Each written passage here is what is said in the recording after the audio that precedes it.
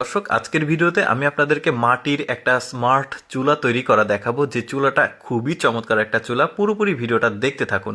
শুরুতেই দেখতে পাচ্ছেন একজন ব্যক্তি মাটির গুঁড়ো নিয়ে এসে সুন্দরভাবে এটাকে পানি দিয়ে কাদা তৈরি করেছে। তারপর একটা রঙের কৌটা নিয়েছে। এই কৌটার ঠিক চারপাশে সুন্দরভাবে ওই কাদাগুলো দিয়ে একটা ফ্রেম তৈরি করছে, একটা স্কোয়ার মাপ করবে এটা আসলে। তো দেখি আমরা আসলে পুরোপুরি আসলে দেখলে বুঝতে পারবো কিভাবে তৈরি করছে।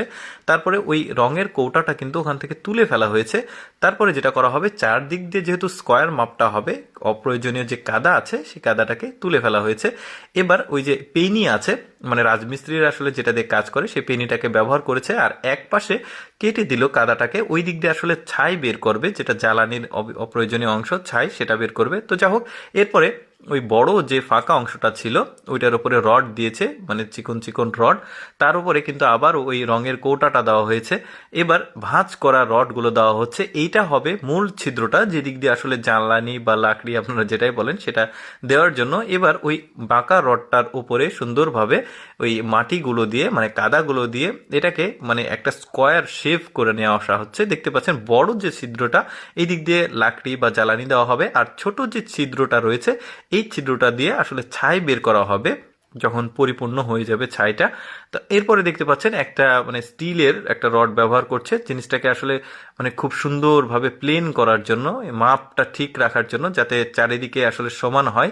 তো দেখতে পাচ্ছেন চারপাশে সুন্দরভাবে উনি আসলে মাটিগুলো ওই পেনি দিয়ে কেটে নিচ্ছে, যাতে জিনিসটা দেখতে অনেক চমৎকার লাগে।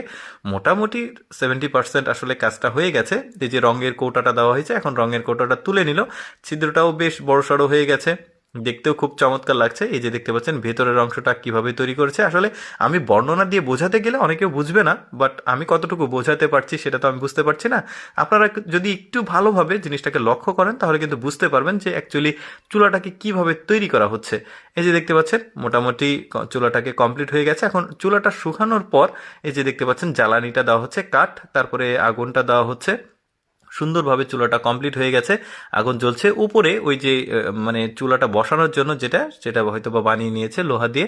এরপরে দেখতে পাচ্ছেন একটা জাস্ট পরীক্ষামূলকভাবে মানে ভুট্টা সেদ্ধ করছে উপরে। চমৎকারভাবে কিন্তু এই চুলাটা তৈরি হয়ে গেল। খুবই স্মার্ট চুলা, আপনারা বাসায় কিন্তু এটা করতে পারেন আসলে। তারপরে এই চুলাটা দেখুন, এই চুলাটাও বেশ চমৎকার, মানে ওই প্রায় একই ক্যাপাসিটির, বাট এইটার স্ট্রাকচারটা কিছুটা আলাদা। মানে দেখতে পাচ্ছেন ইট দিয়ে তৈরি এটা। আবার এই যেখানে একটা মানে ওই যে লাকড়ি দেওয়ার যে জায়গা সেটা আছে, আর উপরে এখানে রান্না হবে। এটাকে টাইলসও ব্যবহার করেছে উপরের জায়গাতে, বেশ চমৎকার। দর্শক, আমি সবসময় চেষ্টা করি আপনাদের সামনে কিছুটা এক্সেপশনাল ভিডিওগুলো উপস্থাপন করার। এইরকম এক্সেপশনাল ভিডিও প্রতিদিন দেখতে আমাদের লেটস গো ফেসবুক পেজটি ফলো রাখতে পারেন। আজকে